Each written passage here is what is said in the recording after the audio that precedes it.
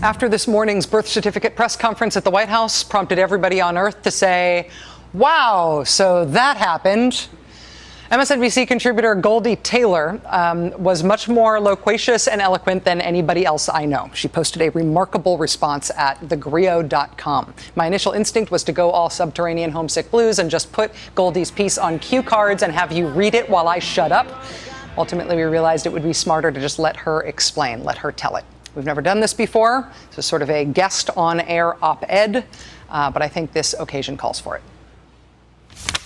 My grandmother used to start the story, "Show me your papers." That's what the police officer said to Major Blackard, her great-grandfather, when he was just 19 years old.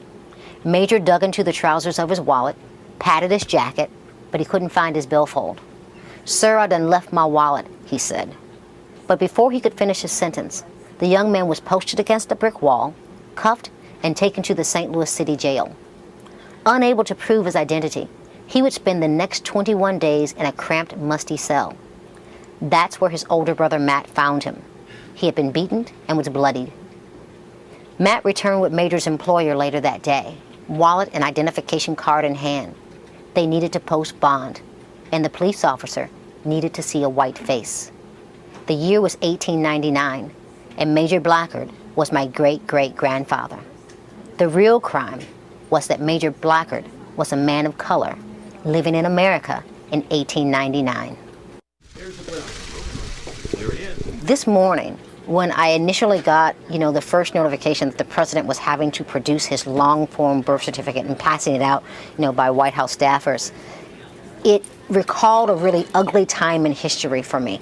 It recalled a time when men of color, when black men specifically, weren't allowed on the street without identification. And here we are with a president of these United States, duly elected by the people of this America. He's being asked to produce his papers. And not just his birth certificate. They've gone on to ask for his college transcripts. Never in our 235-year history have we ever asked a president to prove that he was born on this American soil. Good morning. In a stunning show of unchecked ego, Donald Trump quickly hosted a press conference. He took credit for forcing our president to hand over his birth certificate. The sometime real estate developer, socialite, author, and television personality went on to caution onlookers to let the experts examine the documents, as if the president were perpetrating a fraud. Trump didn't even want just the birth certificate.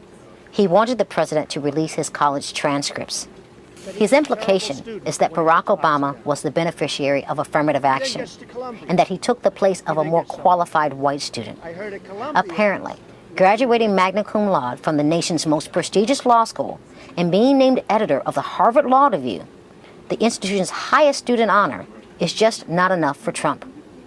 But you see, for people like Trump, it never is enough. If he gets on the phone or gets off his basketball court or whatever he's doing at the time, he should be focused on OPEC and getting those prices down.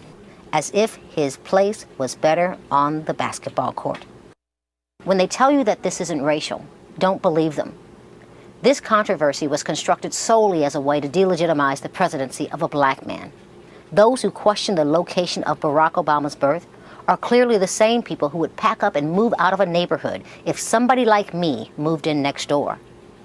They are the same people who would believe African Americans are better suited on the basketball court than in a boardroom. When they say they want to take their country back, they mean from us.